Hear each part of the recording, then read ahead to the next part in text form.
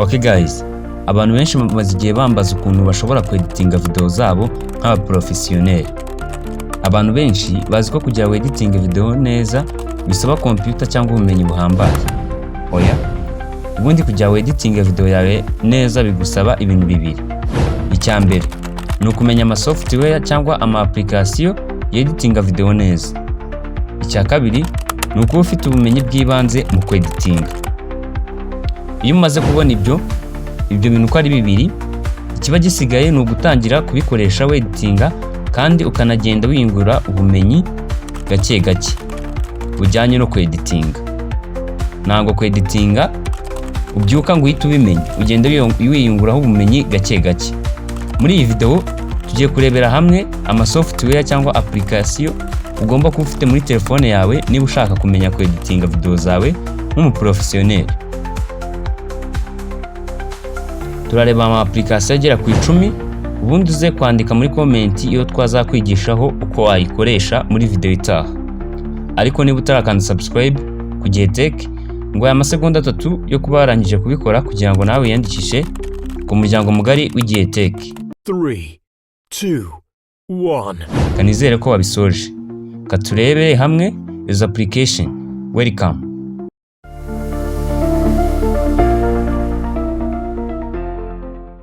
Kaduhere kuri application ya 10 tugenda paka dushyitse ku ya mbere. Ndaza kandi kubahitiramo application mushobora kuza gukoresha kuko murumva izi ngizi 10 ni nyinshi ntabwo wazikoresha zose. Ndaza kuguhitiramo application ugomba kuza gukoresha nziza. Duhereye ku mwanya wa 10 turahasanga application yitwa Lightcut. Lightcut ni application yagufasha mu kweditinga video zawe neza. Icyiza cyayo ifite transition n'ama effects meza. Kandi akenshi uraza gusanga izi application zihuriye ku bintu byinshi ariko nyine zigiye zitandukaniye nanone ku tuntu duto. Ku mwanya wa 9 turasanga application yitwa Adobe Premiere Rush. Ikomoka kuri Adobe, ikora neza kuri mobile phone kandi ifite feature nziza kandi ziryoshye utapfa gusanga mu yindi application yose ya editing. Ubwo nayo wagerageza ukareba. Application ya 8 turasanga application yitwa Filmora Go.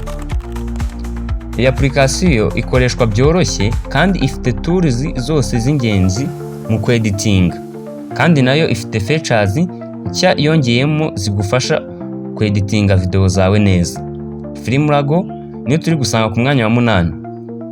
Twagiye ku mwanya wa 7 turasanga application yitwa Power Director. Power Director ikoreshwa n'abantu benshi mu gukora content nziza nk'abaprofessional kandi Power Director ifite template, transition na sound effects nziza. Ibyo bituma tuyishyira ku mwanya wa 7 muzo twabateguriye.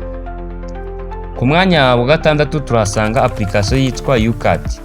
YouCut ni application nayo nziza ku bantu bashaka kweditinga video zabo. Akenshi abantu bakora comedy, filimi n'ibindi kuko ibafasha mu gusplitinga no gukatinga video neza. Abantu bakora filimi n'abantu bakora comedy urabizi bagenda bafata udusene. Rero YouCut irabibafasha, ibyo ngibyo nibyo ikora cyane. Ku mwanya wa 5 turasanga application yitwa Alight Motion. Alight Motion ikomeye cyane mu gukora motion graphic, nyine kuzana montage. Iyi application ibyifitemo ikazanamo na animation na text effects kandi iroroshye kuyikoresha. Iyi Alight Motion ikintu izwiho cyane ni ugukora kuri bavuga motion, nyine kuri video iza irenduka cyangwa ukayihutisha ikagenda yihuta cyangwa ukayigira ikaza gake gake. Ibyo irabizi kandi ni nabyo ikunda gukora, urumva ko n'izina ryayo ribigaragaza. Twagiye kuri application ya 4 bayita KineMaster.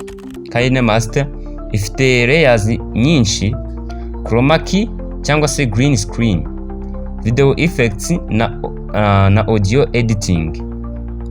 Ibyo ngibyo nibyo twavuga kuri KineMaster. Ibyo biba bihagije, uvugeweho no kuyigerageza ukareba nayo uko imeze. Application ya 3 turasanga application bita InShot. InShot Application bita InShot iroroshye cyane kuyikoresha kandi ikoreshwa cyane mu gukora reels, stories na short videos bidakuye ariko ko wakora na long videos.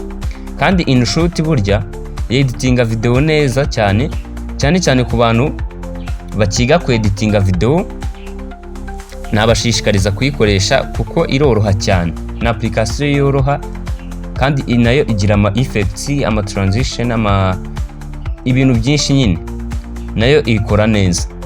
Application ya kabiri turasanga application bita VN Video Editor.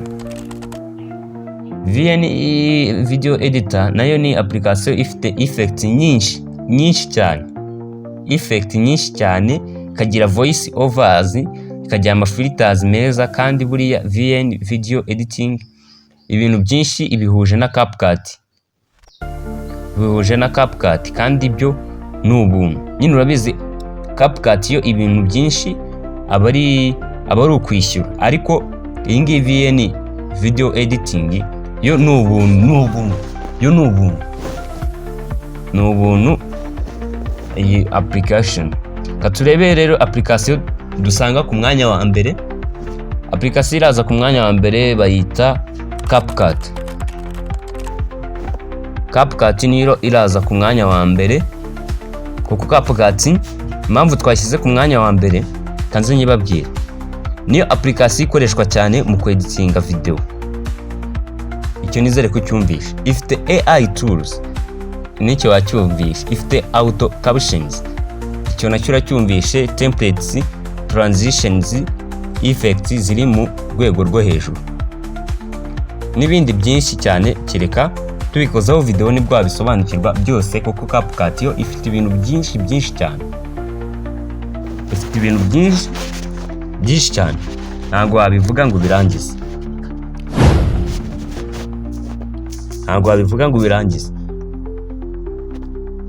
Ariko nk'abakunzi b'igihe tech nabateguriye application ya bonus.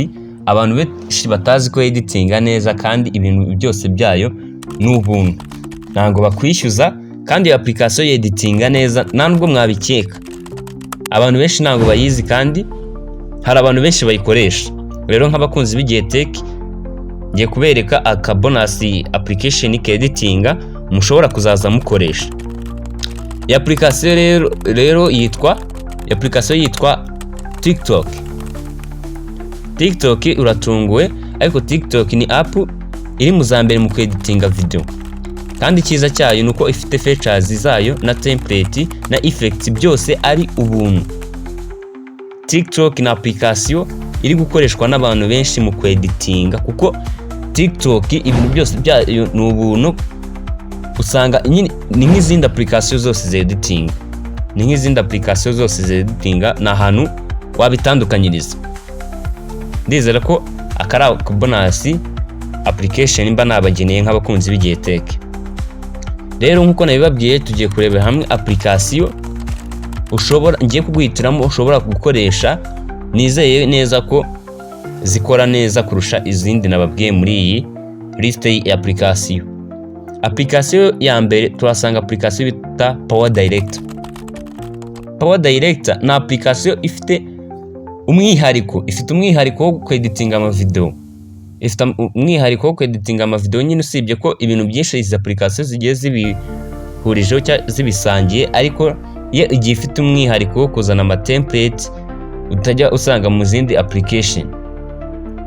Kandi yo ibinifitemo n'ama sound effect, ntabwo bigusaba kujya kudownloadinga ama sound effect ushaka kuyakoresha. Iyo yari ya mbere nabahitiyemo. Iya kabiri ni application bita InShot. InShot impamvu nayibahitiyemo nuko abantu benshi usanga bari gutangira kwiga kweditinga. Niba uri gutangira kwiga kweditinga, application nagushishikariza gukoresha na application bita InShot. InShot ni application nziza izagufasha kuko iroroha, ibintu byose byayo biroroha, nanga ari nk'izi za Power Director, CapCut, TikTok zo ziroroha. Application ya gatatu niyo bita CapCut, nyine nkuko nari nabibabwiye. CapCut nubwo ibintu byayo byinshi ari ukwishyura, ariko CapCut hari ama features nyine ari n'ibindi yasigaje batishyuje, ariko byiza nabyo ubikoresheje wakora video nziza kandi ubona ko yakozwe n'umuntu w'umuprofessionnel. Application ya kane niyo nababwiraga bita TikTok. TikTok niba utarayigerageza uze kuyigerageza uzagaruka unshimire umbwira ko TikTok wasanze ari application nziza, ushishikarize n'abantu ahubwo kuyikoresha kuruta gukoresha izindi application. Gukoresha izindi application. Ariko bidakuyeho ko wowe hari igihe nyine izi mbabwiye nari nabahitiyemo, nango izi nababwiye byakuraho ko weho washaka indi application muri ziriya nababwiye wakoresha. Ngewe izi nizo nari nabahitiyemo, ariko ushobora kubona indi application weho ubona yoroshye. Ngewe kubera wenda sinzi wabona tudahuje amahitamo, weho uraza gushaka indi ushaka aba ari yuza gukoresha. Ngewe nizi nari nabahitiyemo. Rero kandi subscribe kugira ngo utazajya ucikwa na video tubakorera. Tuzahure ubutaha. Bye.